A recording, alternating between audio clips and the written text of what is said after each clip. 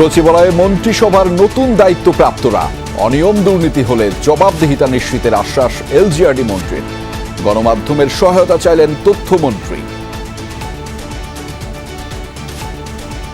গণতন্ত্রের বন্ধ করা হয়েছিল, অন্যান্য যা যাই আছে সংবাদ মাধ্যমের মাধ্যমে কিন্তু আমরা জানতে পেরেছি। আমাদের মূল লক্ষ্য থাকবে কিন্তু সমাজের ভাগ্যাহত দরিদ্র যারা আন্ডার প্রিভিলেজ তাদের। নৌ বিমান বাহিনী নির্বাচনী পর্ষদের উদ্বোধন করলেন প্রধানমন্ত্রী।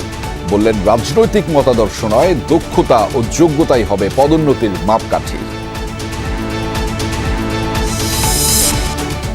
সংকটের মধ্যেও জনগণের প্রতি দায়বদ্ধতা ও জবাবদিহিতা নিয়ে কাজ করছে সরকার, বলছে বিএনপি।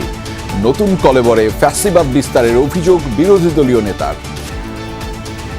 15 বছরের ফ্যাসিবাদী সরকার যে রাস্তায় হেঁটেছে, বর্তমান সরকার সেই রাস্তা ধরে হাঁটছে। এই রাস্তা পরিবর্তন করতে হবে। এই সরকার জনকল্যাণে, সামাজিক সুরক্ষা এবং অবকাঠামোগত যে উন্নয়নের ধারা, সেই ধারাটি তিনি অব্যাহত রেখেছেন। মাদক সেবনে বাধা দেয়ায় রংপুরে একই পরিবারের 4 জনকে হত্যা। ব্রিফিংয়ে জানালো পুলিশ, অভিযুক্ত 2 জন গ্রেফতার।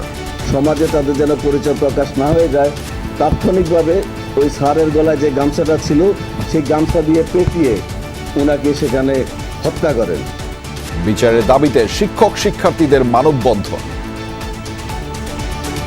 ফ্যামিলিকে যারা এভাবে নির্মমভাবে হত্যা করেছে তাদের আমরা বিচার চাই। স্যারের পুরো পরিবার সহ স্যারকে হত্যা করা হয়েছে, তো আমরা এর সুষ্ঠু বিচার চাই। জেলা পর্যায়ে কাঙ্ক্ষিত সেবা না পেয়ে রাজধানীমুখী সংকটাপন্ন রোগীরা। আকস্মিক পরিদর্শনে নওগাঁ সদর হাসপাতালে অসঙ্গতিতে স্বাস্থ্যমন্ত্রীর ক্ষোভ।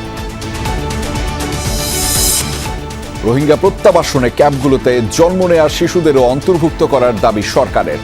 যাচাই প্রক্রিয়া দ্রুত করার তাগিদ রাজনৈতিক সমাধানী মত উন্নয়ন সহযোগীদের। যুক্তরাষ্ট্রের অর্থনৈতিক যুদ্ধে প্রতিবেশীদের সামিল না হতে ইরানের হুঁশিয়ারি। ওয়াশিংটনকে সহায়তাকারী দেশ হবে তেহরানের পরবর্তী টার্গেট।